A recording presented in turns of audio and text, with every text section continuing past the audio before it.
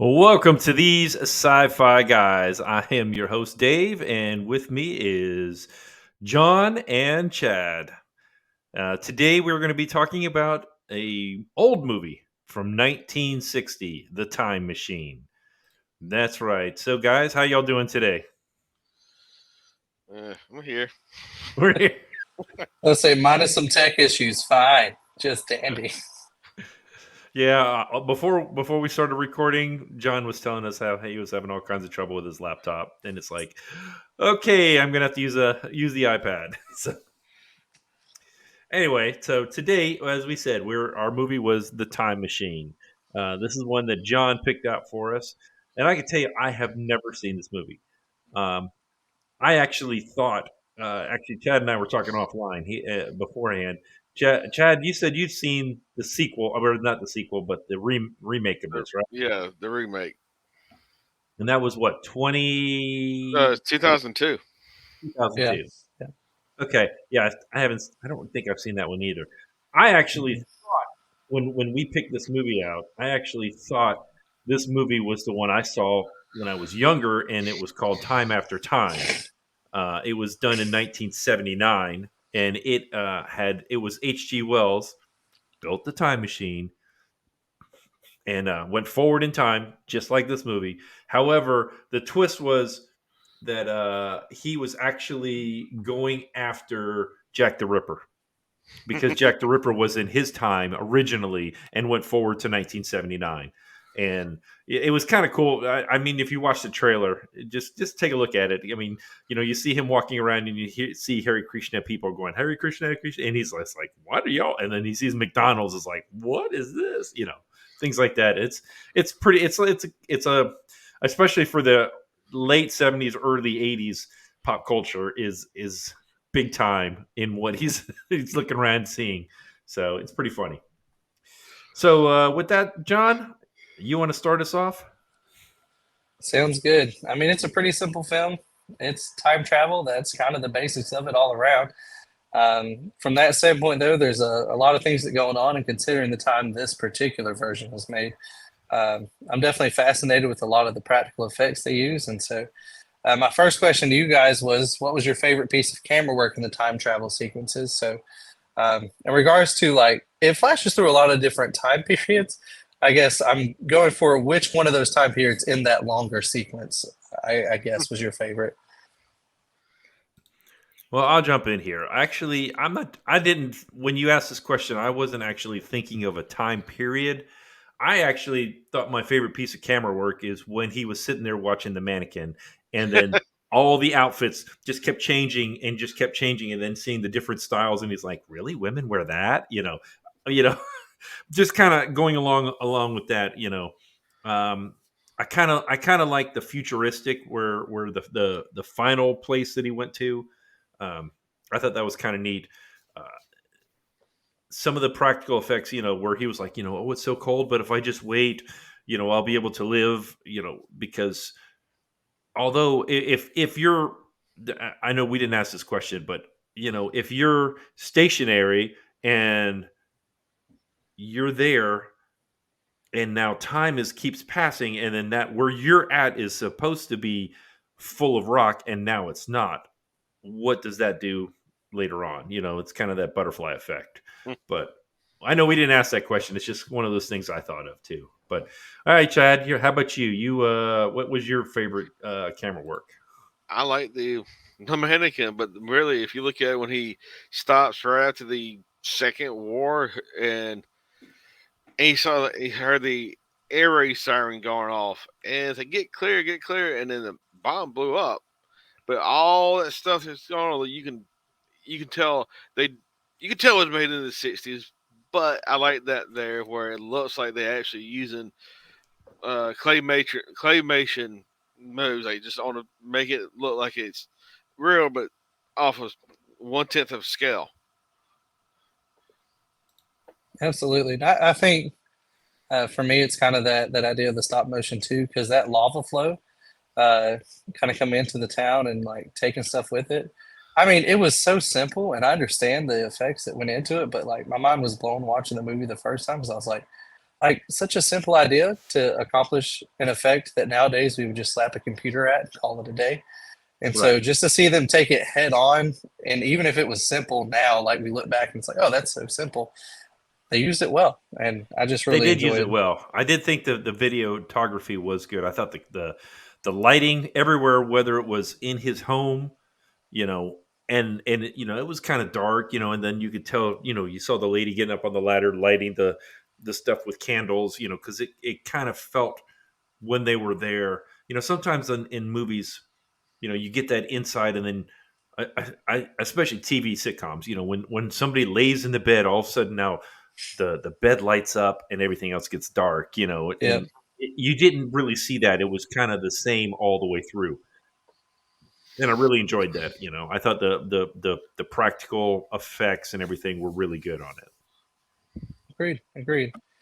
Now, again, obviously, the whole premise of the film is time travel, and so if we get there, assuming we think it's possible, and if you don't think it's possible, we can talk about that too.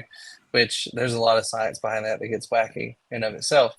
But let's assuming it is possible. Do you think that time travel will require a machine that can move back and forth in time, or do you think we'll just have a machine that moves one way and you're just stuck? Oh Lord, I don't know. I would say move forward in time because well, you gotta see you move. If you go forward, you can come back.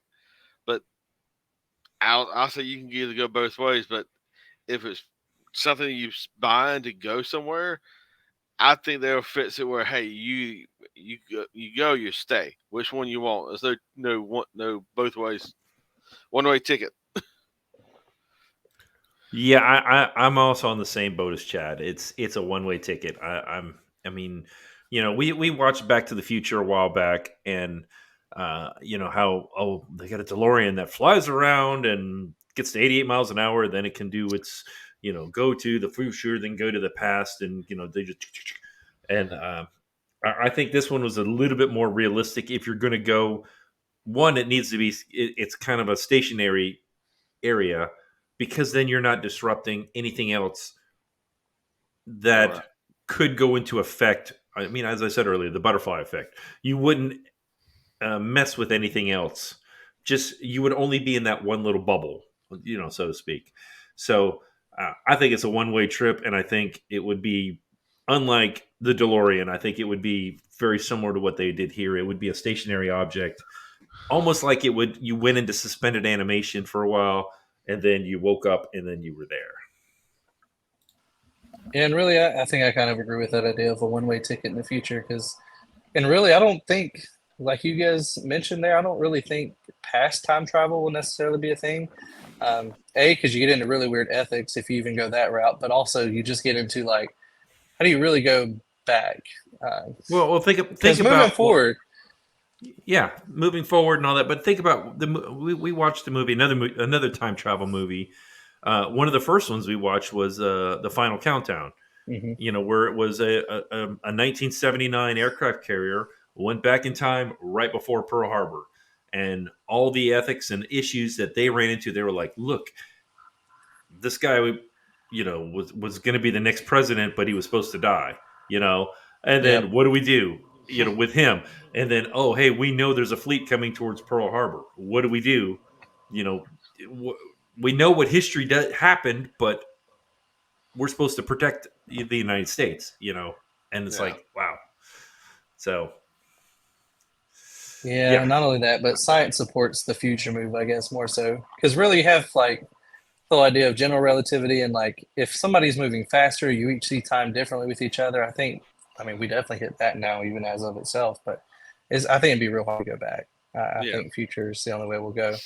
Which, speaking of the future, do you think Earth will be um, similar to how this film presented it, kind of going forward and getting back, or do you think it'll be kind of like the real futuristic, new tech and all of that staying around that most sci-fi presents? Because this film presented kind of a different idea of like, well, humanity kind of depleted and was deplored and kind of left to its own devices and just kind of stuck.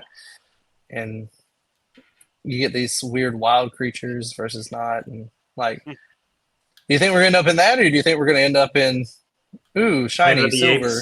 Apes. Yeah. I I would think more a little bit of both. I wouldn't go full on. Oh, you're gonna be there's two creatures, one underground, one above ground. I would more like Mad Max, like the Doomsday nuke hit, and it's all wasteland.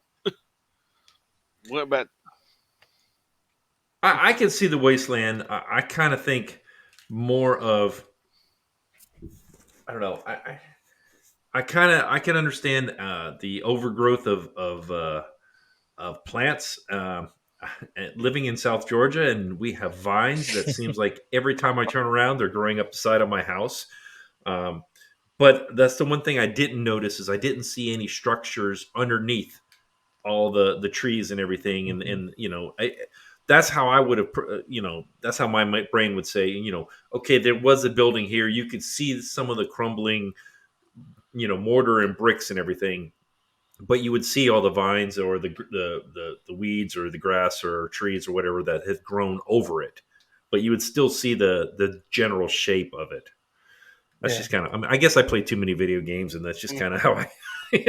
Either that, or else it kind of like Fallout, where you'll still see buildings, but they're just decrepit and falling Mhm. apart. or And then, like Chad said, or it's going to be the opposite, and it's going to be a wasteland of, you know, like Mad Max was. or Book of Eli? Yeah, yeah. I mean, it just depends. I mean, I'm assuming what was the year that he went to? I don't remember. Since it was millions and six I would say thousand. it was way, way, way, way, way in the future. So Like I mean, it was. I guess if you can, I mean, if it was like like 16 or 160,000 years instead of we're in the year 2023, and I mean, if it was like the year 1682 or something, that's 10,000 years in the future. I guess I could see complete technology. I mean, how fast we're going. I mean, I mean, in my lifetime, computers were the size of the room I'm in. When I Yeah. first started. I mean, I'm mid 50s, and these little things were never heard of. Where you could have all the information in the world at your fingertips. You didn't have to you had to go to a library if you wanted to look up something. Of course, you didn't have to worry if it was true or not because it was in a book and it was vested, so it was true. And not AI generated and all this other Exactly. stuff. Yep. Yep. Which and see, I think I'm kind of on the both train because I think at some points we'll hit the nice technology and maybe we'll make it off the planet and thrive a little bit. I don't know on that front, but in terms of I think there'll be a good time period of great technology and great success, and then at some point it's gonna fall apart. I don't think there's any doubt in that. That's just Wally. humanity. Wally. Yeah. But see, even that fell apart though. They couldn't even hold the ship in Exactly. the air. No, I mean, yeah, but look at what he was coming from. Yeah. Humanity wiped out everything. You know, look at. All right, we're gonna go back to the movie we just saw recently, Planet of the Apes. Humanity wiped out everything, and now the apes the the the dominant species. Yeah. Because they evolved into what they were. Oh yeah. Humans are gonna human. Yeah, that's a good thing. Humans are gonna human. I love the way you said that. Oh yeah. Well, my final question before we get to one that Dave had for us too was in terms of the whole like start of the film. It's kind of this idea of being invited to a dinner party and like having this crazy idea being heard. So first of all, would you guys show up? And second of all, what would you think if you showed up and you had this whole like not really a sales pitch, but kind of thrown at you in terms of what he's going after? How do you think you'd react to that? Oh, okay. I misread the question.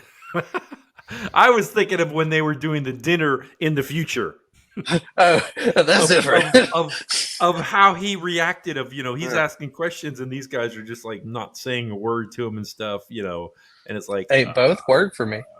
hello. But as for being the invited to the dinner, yeah, I would go for sure. just like, especially because if he was my friend, if I knew him, like that would be like one of you guys saying, "Hey guys, I got something I want to tell you. That come look at this. It's not a pitch to for you to buy anything, but I want some opinions.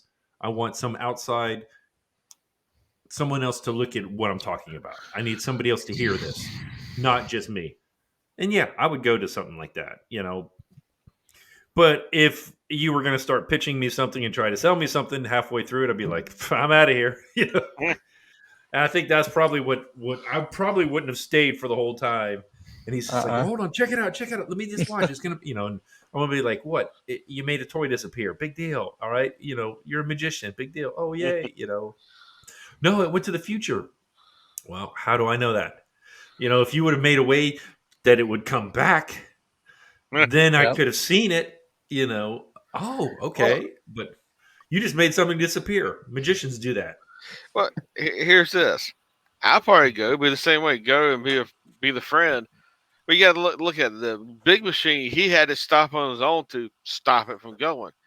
So that thing he sent in a small one, it's constantly. It was just it's there. Yeah, you're right. It would have never stopped because he pushed the throttle forward and it would have never stopped. Yeah. Yep. So there's the hole right there. Where's it going to come out to? I mean, see again. I'm with you guys on the terms of like definitely going, definitely supporting a friend, but like the moment that little toy is gone, all right, see you next week, dude. Maybe you get some sleep. Like you need to check up on yourself. Go see the doctor real quick. Something, buddy. Like let's talk about this. But maybe he could have come up with a spring-loaded device or something to flip that handle back over. I mean, I think that would have been far more useful to his own cause if he's trying to support his idea. But Yeah, I think he would have. It would have brought the point home. I mean, other than his one friend, I can't remember the guy's name now. Kilby, The one that, Kilby.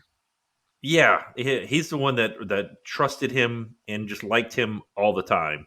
mhm. So Even you know, saved his house for him. Say he'll be back. yeah, in the future, even his kids saved a house and everything for him. It's like, okay, well, how'd they pay for it? I'm sure he was making payments on it. Well, maybe not. Back then, usually you bought your house and you paid for it, and that was it. You know, so who knows? But the government probably would have stepped in at some point and say, okay, hey, we're taking this because we want to do development or whatever. So, but yeah, There you go. I got a question. So at the end of the movie, he comes back to the current time, and he had, as John said, he had made his plea to his friends, and then they all left, and Wallaby was outside, and I can't remember the guy, the main character's name. I forget what it was. He grabbed 3 books, and we didn't see him do this. Just we know that the housekeeper, she said, yeah, he came in, he took 3 books, and then left, um, and then either she asked or he asked. He's like, well, what 3 books were they? And then she said, or he said, I forget who it is. Was okay? Well, what 3 books would you take? So that's my question to you guys. Well, what 3 books would you take if you're going to the future and you were not coming back, and you only had room for 3? That's it. And you can't have an iPhone or an Android or anything like that because you're eventually going to lose power. And Well, make it. Well, hey, it's the 3 books from that time and period because they didn't have iPhones or Android. To me, the 3 books, he was an inventor, so he must have took some kind of engineering, some kind of mathematics, just that way kind of help them out. Other book I would probably be the Bible or something to deal with history, and the third one something entertaining like a some kind of entertaining book to give them some kind of intellectual history to entertain them. okay, John. I mean, I kind of went in the same route. I think the Bible's a clear choice, at least in our worldview. In terms of other books, you got to go teaching of some variety, particularly in his context. Now, if we're talking me and it's like desert island survival situation, and it's just what I need to survive in the future, if I'm going, different answer. But in terms of like his context, and if I was in his situation, there'd definitely be some kind of history or like language reading book. And then there would be some kind of, like Chad said, some kind of mathematical book just to help explain stuff. to them, and then leave something with them that they could then also use. Okay. I mean, I kind of went the same way. My first book would have been the Bible for sure. Second book, I would have said How to Survive, or basically a doomsday prepper book. That how to survive without electricity, and without tools or whatever. So something like that, and then I would do some kind of um, engineer book or something, that just gives you basics on, okay, here's how you basically build a building. Here's how you do a floor so that when it rains, you're not going to get wet, because this is the kind of roof you need to put on. Almost Little House on the Prairie type themed or something like that. You know, And none of uh, us went with encyclopedia of all things. I mean, it had been because a Come thick on, because now, A to that's just too Z, big of but a okay, book. all right, John. All right, first of all, when I was growing up, there was no I such know, thing as an encyclopedia. There was I always know. a Are volume you? of encyclopedias. So And they were you had to 30. pick, okay, are you going to pick A? Are you going to pick S? Are you going to pick G? You had to pick a letter, and that I was know. it. I grew up with the set in my house. I know. Okay. But they still make singular encyclopedias now. Oh yeah, like kids Now, encyclopedias or something. Honestly, the more I think about it, I bet you that he would have probably brought some kind of children's learning book for basic stuff, math, English, Mhm. um, science, maybe not history, because or even history, some kind of elementary or something, because you yeah. could tell those people they didn't know anything. they Mhm. they, they could talk, but they just sat around. I mean, Why? the one girl was drowning, and they were just sitting there. Well, I don't know what to do. Uh, Why? I bet you none of them knew how to swim. So I mean, you have to teach them how to swim, that kind of stuff. Well, you I don't know. didn't teach him how to swim. You do the John Wayne style. Oh, you don't know how to swim? Here, go. Throw him in there. Yeah, yeah. Well, okay. I'll leave it at that. All right. So, final thoughts on the movie. Chad, final thoughts. Good I movie. like. You liked it? Didn't I like like. it? I liked it. I like this one better than the remake because the remake they broke he broke the handle. He had to have to go and hey, I can just keep going forward every time it will reset itself. So Okay. I see. I haven't seen the remake, so I wouldn't know. John, what about you? I know you're the one that picked this movie, and I'm sure you'd seen it not in the Mhm. near not that long ago, at least before that we watched it again. So Oh yeah, you're it's hands down one of my favorites. Just from I don't know, it brought about the love of a lot of cinematography aspects, particularly that visual effects idea. And sure, other movies had it, but that one really like I was like, oh, and that's kind of the movie that started kicking me off in terms of looking for it. And so anytime I get the chance to go back and rewatch it, I take it. So, how about you, Dave? First time and through. for yeah, for me, this is the first time I've seen it. Again, I thought this was a different movie when I first saw it. I thought this was the '79 version, so I kind of had an inkling of what the movie was going to be about. Um, just because that one was a time traveling, and we've seen a few time traveling movies in our science fiction shows that we've watched here lately. But I enjoyed it. I know it was 1960s. You could tell, I kept asking myself questions like, okay, well, how does the machine work? What kind of propulsion did they use? What was the big spinny thing behind them? What was that? Was that like did that actually produce a magnetic field around him? Or, I was asking a lot of technical questions. But of course, in the '60s, they weren't really thinking about that. They were just thinking, okay, hey, you sit in this little sleigh, I guess Yeah, that's is the accurate. best word I could say to use. You sit in this sleigh, and then you go forward in time. As long as you don't move, it goes back to the exact same spot that it came from. Um, Other than that, I enjoyed it. I thought the color was really good on everything. Um, the acting was pretty decent. I thought the what was the girl's name, Miranda or something. I forget what her name was. The blonde hair at the end, when he was in the future. Rena, I don't. Rena, Rena, thank you. Okay, Mm. yeah. I kind of I didn't care for her acting, but of course it was the 1960s. So I Yeah. got to remember that, and it kind of makes me go back. Okay, well, what did Kirk do? You know, and kind of. I mean, honestly, go back to the TOS, and because that was filmed about 5 years after this. Because it was like 65 to 68 was the original series. So I kind of saw some similarities in the way they acted and everything. So other than that, yeah, I really enjoyed it. I thought I'm not sure I would go back for a rewatch unless I was doing something like this, where we were, really scrutinizing the movie or what have you. If it was like say, was one of those things. If it was on TV, you're flipping channels, I wouldn't turn it off. Let's put it that way. So, and that's to me is that's a thumbs up.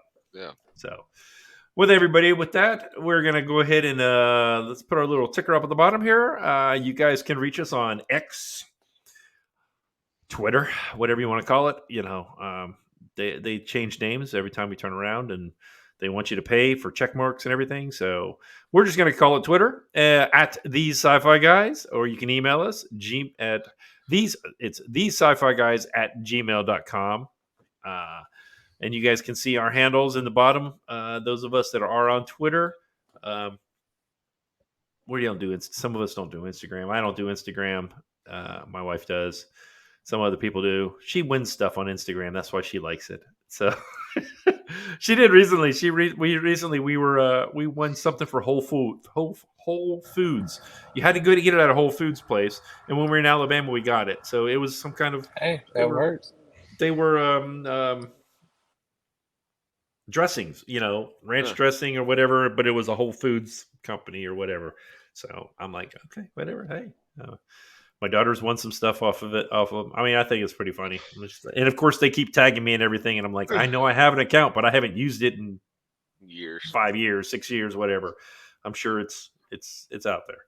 But anyway, thank you guys. We all appreciate you watching, and we'll see you in the future.